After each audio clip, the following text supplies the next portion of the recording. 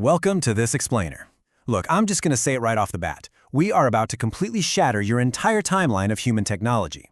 If you think robotics, automation, and programmable machines are exclusively modern marvels born from the Industrial Revolution and Silicon Valley, well, you are in for a massive surprise. Okay, let's dive right into this. Think about this for just a second.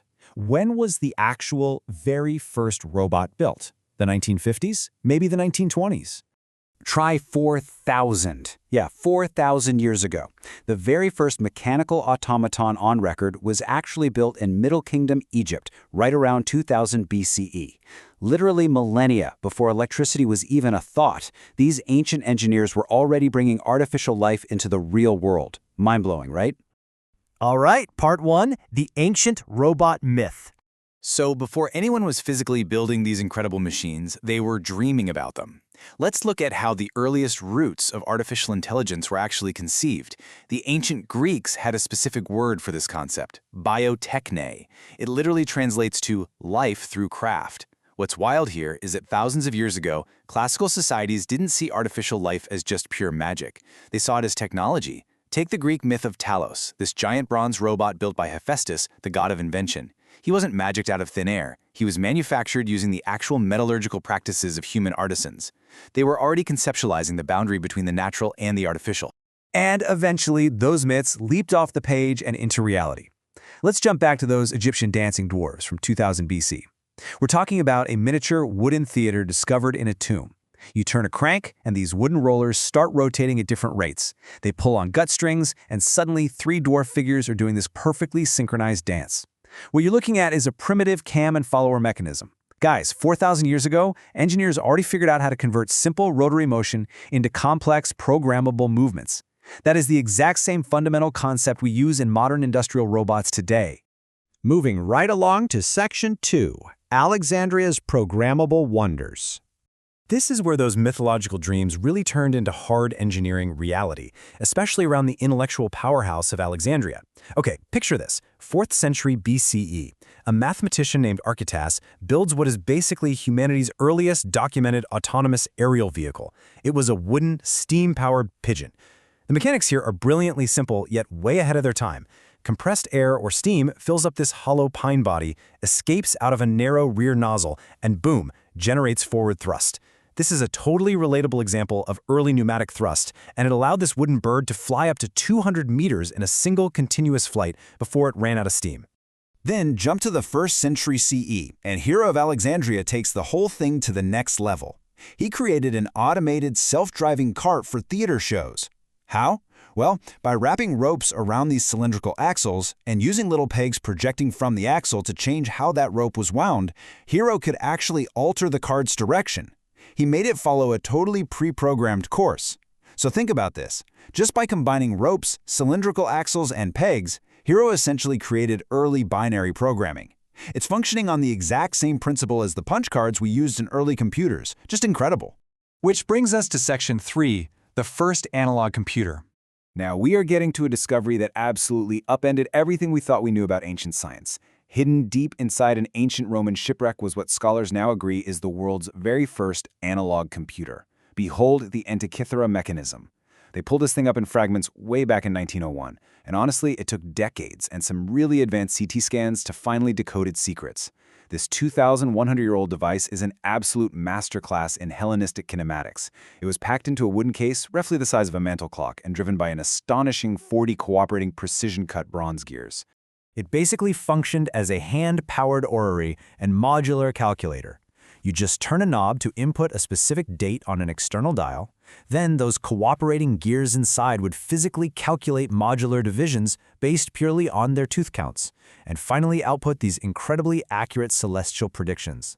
We're talking tracking the sun, the moon, the 5 visible planets, eclipse cycles. It even tracked the 4-year cycle of the ancient Olympic Games.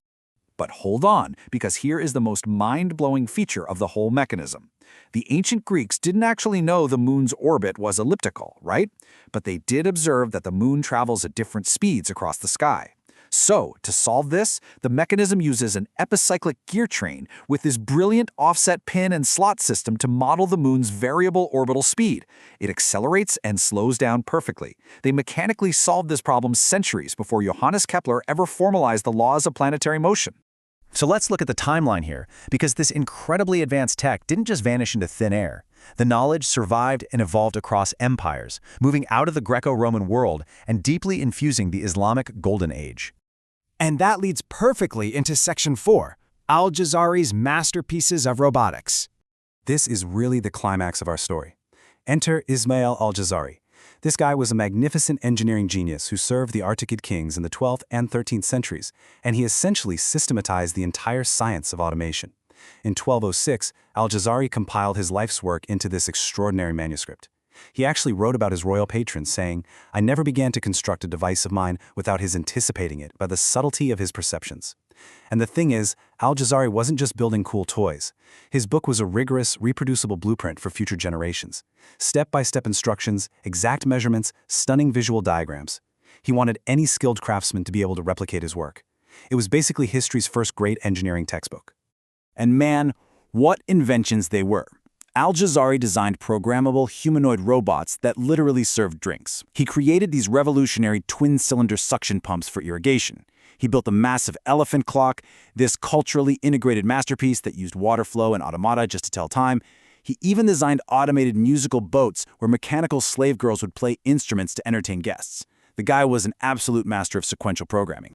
But what's truly incredible is how he manipulated these completely capricious natural forces, like water and air pressure. Take his perpetual flute.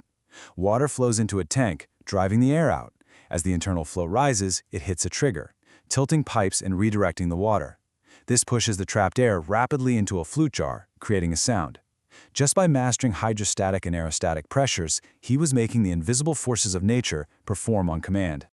The crucial takeaway here is that Al-Jazari pioneered sequential programming.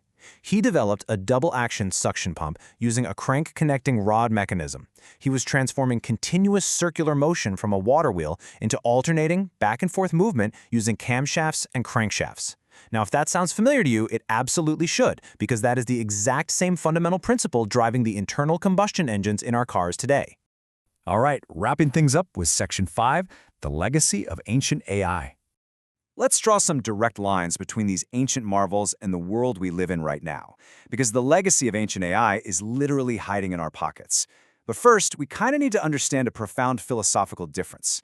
You see, modern automation is usually all about controlling, overcoming, and dominating nature for total efficiency.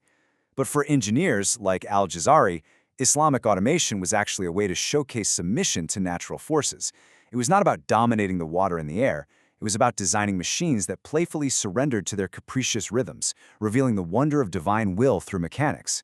Yet, mechanically speaking, the foundations are identical.